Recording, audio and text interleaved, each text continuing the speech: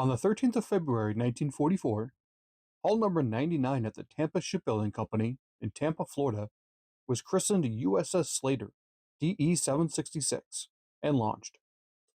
Named in honor of Seaman Second Class Frank O. Slater, killed in action aboard USS San Francisco CA-38 on the afternoon of the 12th of November 1942, this sleek destroyer escort was christened by the young sailor's mother, Nora Slater. Mrs. Slater was joined on the sponsor stand by her husband James, their children and grandchildren.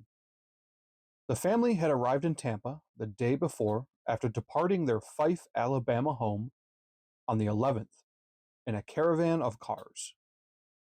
Their fellow DeKalb County neighbors had raised the funds to cover all travel expenses for the family.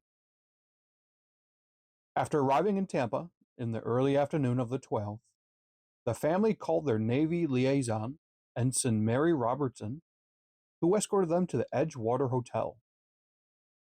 On the morning of the launching, a Navy bus shuttled the Slaters to the Gulf for a hearty Navy-sponsored meal of turkey, French fries, and cranberry sauce. Meanwhile, the kids waded into the water and even saw their first jellyfish. After their excursion, they returned to the hotel to get dressed for that evening's launch at the shipyard. The Slater wasn't the only ship scheduled to be launched that evening.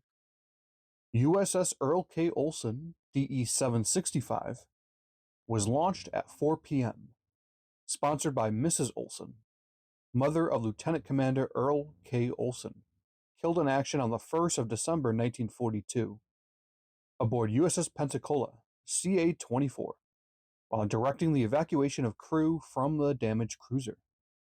An hour later, Mrs. Slater lightly swung the champagne bottle, draped in red, white, and blue ribbons, against the ship's bow. Champagne splashed the hull, and Mrs. Slater, but the 1,300-ton tin can, failed to slide down the ways. Despite the plates holding the ship in place being cut, the Slater sat still.